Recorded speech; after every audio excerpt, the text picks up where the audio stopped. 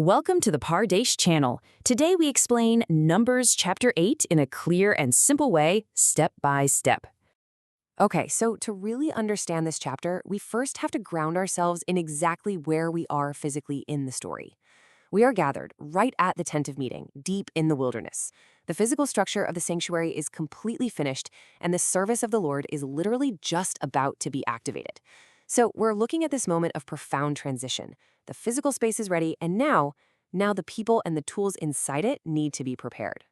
And that brings us to the actual focal point of our study today, which is chapter 8 itself.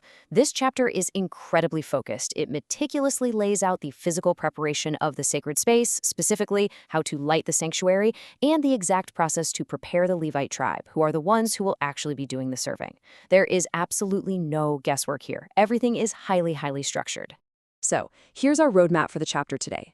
First, lighting the menorah. Second, purifying the Levites. Third, the firstborn substitution. Fourth, starting the service. Fifth, age limits and retirement. And finally, some practical lessons and a quick recap. Let's dive into section 1, lighting the golden menorah. So let's look at the strict instructions given to Aaron in the first 4 verses. This really builds our understanding of how the sanctuary operated day to day.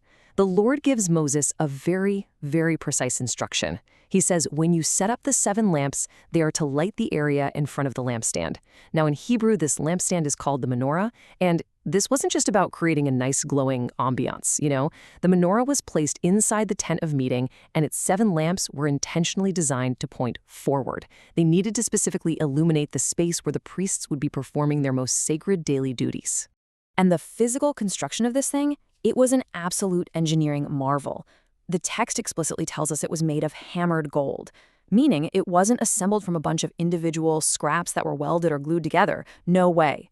From its sturdy base all the way up to its decorative blossoms, it was physically hammered out of one single solid block of pure gold. Just take a second to imagine the sheer weight and the difficulty of doing that. It was a staggering feat of unified craftsmanship, made exactly according to the divine blueprint that the Lord had shown Moses. Moving right along to section 2, purifying the Levite tribe. All right, so with the sanctuary illuminated, we move into verses 5 through 15. The workers themselves must now be prepared, because you can't just casually stroll into the tent of meeting, you have to be ritually cleansed first. The Lord commands an exact 3-step physical purification process. Step 1, Moses has to sprinkle the water of cleansing over them. Step 2, they have to pass a razor over their entire flesh, literally shaving their whole bodies. And step 3, they must wash their clothes. This is a total head-to-toe physical reset, making them entirely physically distinct before they even approach this holy work. But here's the thing. Just taking a physical bath isn't enough. There must also be atonement, or what is called kapparah in Hebrew. Having a pure heart and a clean spirit is just as vital as being physically clean. So the text details dual sacrifices. They need a young bull with a grain offering of fine flour mixed with oil, which is for a burnt offering, and then a second young bull specifically for a sin offering. These are brought right to the front of the tent of meeting to make full spiritual atonement, full kapparah, for the Levites before the Lord. Next up, the text introduces a really fascinating ritual action. Aaron is instructed to offer the Levites themselves as a wave offering. In Hebrew, that's called a tenufa. Now, what exactly does that mean? Usually you see a priest take an item, right, like a physical object, and they lift or wave it before the altar to present it to God.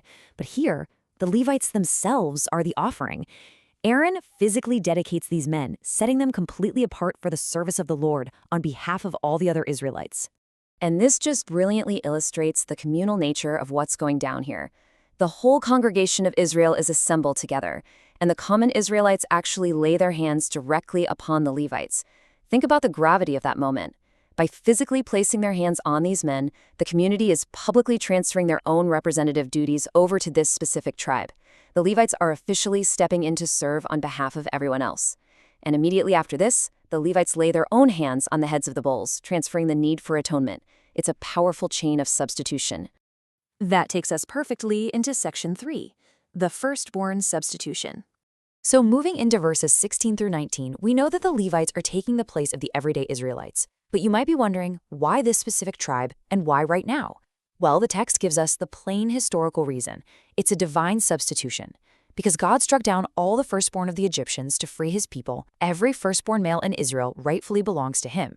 However, instead of taking every single family's oldest son to go live and serve at the sanctuary, God formally takes the Levites as their permanent living replacements. And because of this substitution, the text actually calls the Levites wholly given. The Hebrew word for this is nethanim. They are completely separated from the common, everyday life of the rest of the tribes. God essentially takes this gift of the Levite tribe and hands them directly over to Aaron and his sons, the priests. They are fully entrusted to Aaron's family so they can perform the daily heavy physical labor that is required at the tent of meeting. Verse 19 spells out 3 really vital purposes for this whole arrangement. First off, the Levites do the heavy lifting of the sanctuary. They take that massive burden completely off the shoulders of the common Israelites. Second, their service aids in making atonement. And third, and this is absolutely critical, they act as a protective boundary. By having a dedicated, highly purified workforce maintaining the sanctuary, they actually prevent a deadly plague from breaking out among the regular Israelites, who might otherwise accidentally wander way too close to those restricted holy areas. Section 4. Levites begin their service. Looking at verses 20 through 22, all of this preparation ends, and the action finally begins. And it showcases just remarkable obedience. The text tells us point blank that Moses, Aaron, and the entire congregation did exactly as the Lord commanded. The Levites purified themselves, they washed their clothes, and Aaron presented them as that sacred wave offering, making that vital kapara for them. After all of that meticulous prep work, the Levites marched right into the tent of meeting to actually do their service under Aaron's supervision. Everything functioned perfectly, exactly according to plan. Section 5, Age Limits and Retirement. Transitioning over to the final verses, 23 through 26, God also establishes a very strict life cycle for the Levite worker. This isn't just a lifetime of grueling physical labor until you drop. At the age of 25, a Levite officially enters the regular service. This is when they begin the heavy lifting phase. But they are strictly commanded that at the age of 50, they must retire from this strenuous work. I've got to say, a mandatory retirement at age 50 sounds pretty good for sure. Their time of heavy lifting literally has a firm, divinely mandated expiration date. But it's really vital we clarify something here. Retirement at age 50 doesn't mean they just clock out for good and head to the beach. The text explains that post-50, they are to minister with their brethren to keep the charge. So what they do is transition from doing the heavy physical service themselves to actually assisting the younger generation. They take on roles of guardianship, mentorship, and oversight. They make sure the camp runs smoothly, but without carrying the physical burdens of their youth. And that brings us to Section 6, Lessons and Chapter Recap. Having walked through this entire chapter step by step, let's distill this into a few simple, actionable takeaways. When we look at the plain text, several key ideas really stand out.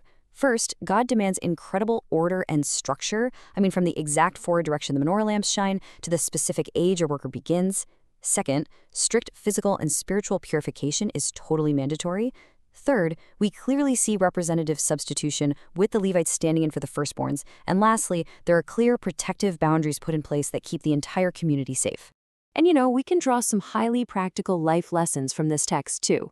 It teaches us the importance of truly preparing ourselves, both mentally and physically, before we undertake any kind of important service. It emphasizes knowing your specific role and not overstepping your boundaries. And perhaps most beautifully, it teaches us to embrace the different seasons of life.